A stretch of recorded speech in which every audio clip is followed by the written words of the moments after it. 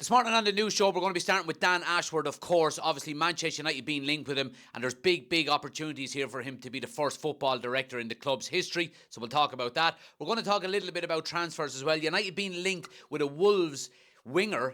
Some very interesting reports coming out there. And the centre-back area as well. United continue to be linked with a number of players. We'll talk about that as well. Let's get right into it.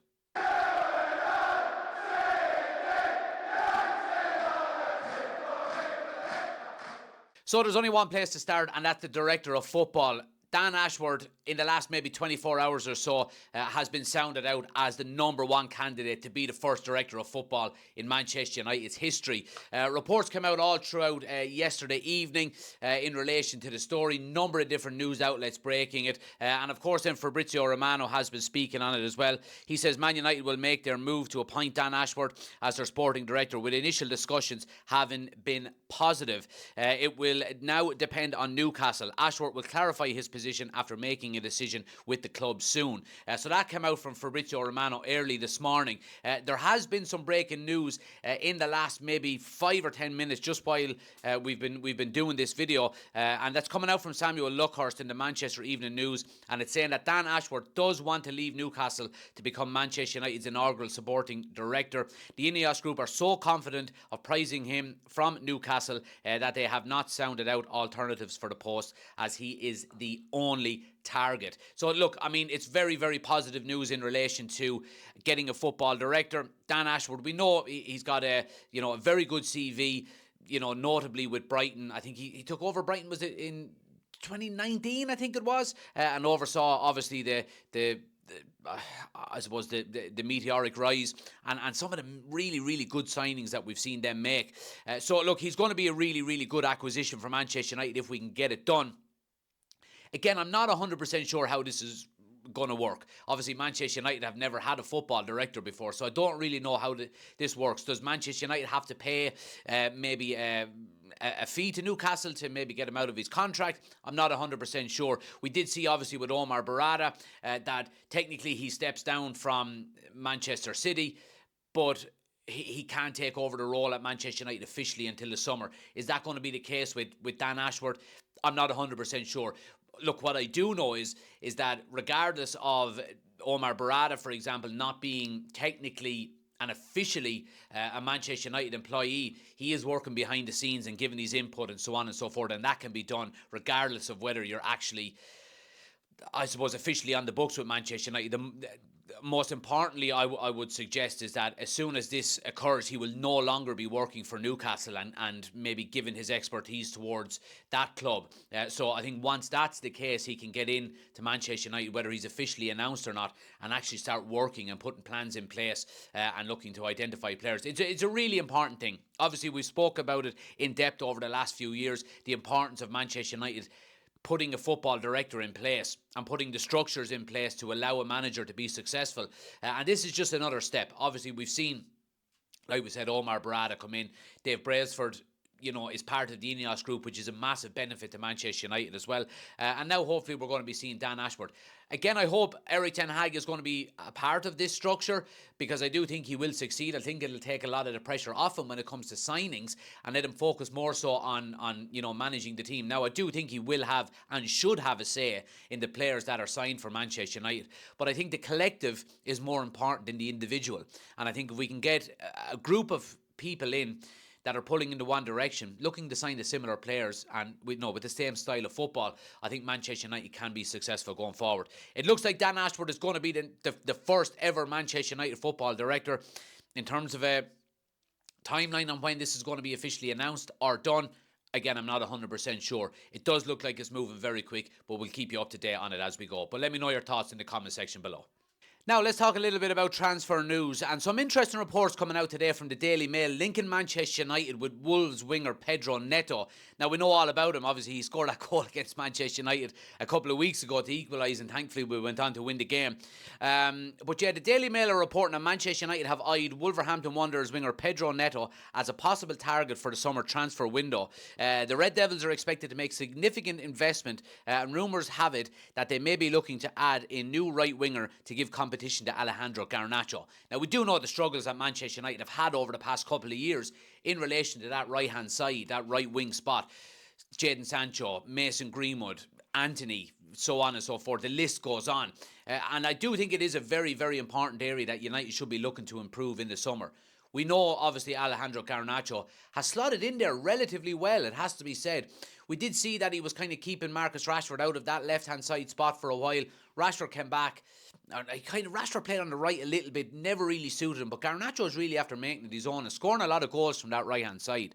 But I do agree with this, I suppose, article that there is competition needed for that right-hand spot. Garnacho can't be expected to go out and play 50 games a year on that right-hand side. We do know Ahmad, could potentially play there as well.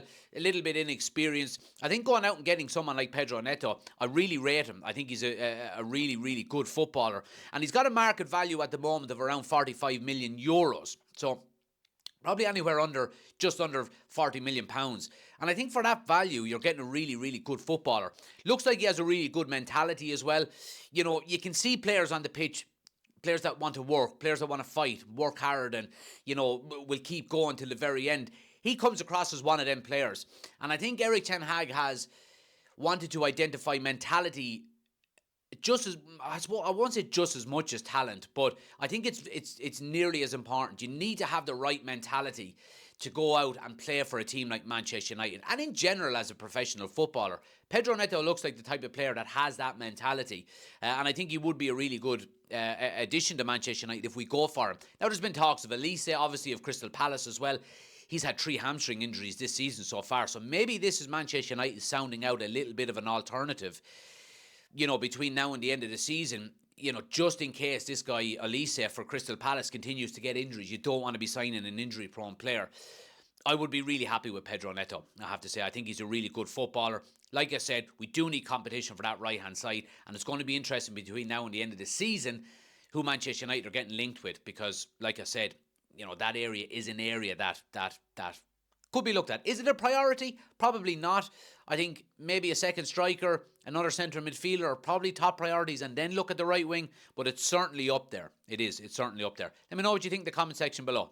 Now, let's talk about centre-backs. And Manchester United, as we know, are more than likely going to be going into the market in the summer for a centre-back. And there's been a number of names being linked with United in the past few weeks. Now, one player that continues to get linked with United is Brandao. Now, I want to make sure that I'm actually getting that right, because I always, get his name. I always say Braithwaite, but it is Brandao of Everton. 21 years of age, and an awful lot of clubs looking at him. Manchester United and Spurs are the two in England that are, I suppose, most interested in him. There has been interest as well from the likes of Chelsea and even Real Madrid for the 21-year-old. Now, very, very good footballer and at a really, really good age. And the type of age that you could get a player in under a coach like Erik ten Hag and really, really mould him into the type of footballer that you want over the next maybe 2 to 3 years. And really has that potential to go on and be a top defender. He's holding his own in the Premier League already at such a young age. And I think an awful lot is going to depend on how Everton get on this season. Obviously, they're in a bit of a relegation battle. They've got a 10-point deduction. And they do have further potential points deductions coming up against him with FFP. Now, whether that happens between now and the end of the season remains to be seen. But I think if Everton do go down, I think this guy is most certain to leave the club. I really do think so. I would like to see Manchester United go in for him. Another big thing here is the fact that he is a homegrown player. And obviously, that comes into the fold when you're looking at you need a certain amount of them within your squad every year. And that would really be a good advantage to Manchester United and Spurs if they are to go for him as well. He can be got for as little as 25 million euro. Now, again, I think if Everton stay up, I think that price increases. But if he goes down, obviously they're going to be cashing in on some of their top players, like the majority of clubs do when they do get relegated. So I think a lot depends on that. Now, there has been reports as well, obviously, over the last few weeks in relation to a player on the continent, and that is De Ligt playing for Bayern Munich. Now, Thomas Tuchel has been asked over the past few days in relation to De Ligt's limited game time, and Tuchel has been a bit blasé about it, and he has said that, look, that's what you get being at a big club. You're not guaranteed a place, so on and so forth. So tensions are starting to rise there between De Ligt and Thomas Tuchel. To be honest with you, looking at everything that's been going on in the past couple of weeks at Bayern Munich with Thomas Tuchel and De Ligt and the lack of game time that he's getting, I think it's almost certain that this guy is going to be available in the summer. Now, again, do United go for him? He's at a good age. He's in his prime, you would say. You would have some question marks over why it hasn't worked out at the likes of Juventus and now Bayern Munich. I mean, question marks are there. Now, I mean, I think the quality is there, absolutely. And we do know that Erik Ten Hag has worked with him before. Now, that's it. So you would see that as an advantage. Now, that doesn't mean that it's going to be necessarily he comes in and is an automatic success at Manchester United. We've seen, obviously, Erik Ten Hag working with Donny van de Beek before. Erik Ten Hag then comes to Manchester United, can't get a swing out of Van de Beek at all. So, look, Manchester United have some options. We are going to need to go into the transfer market in the summer when it comes to a centre-back. I think we need two, I have to say. If Rafael Varane is to be moved on, absolutely we need two.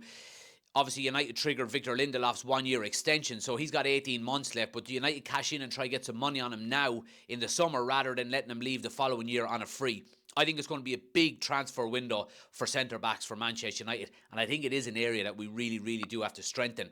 Again, there's been talks about Lisandro Martinez and the fact that he's picking up injuries. I don't think that's to be worried.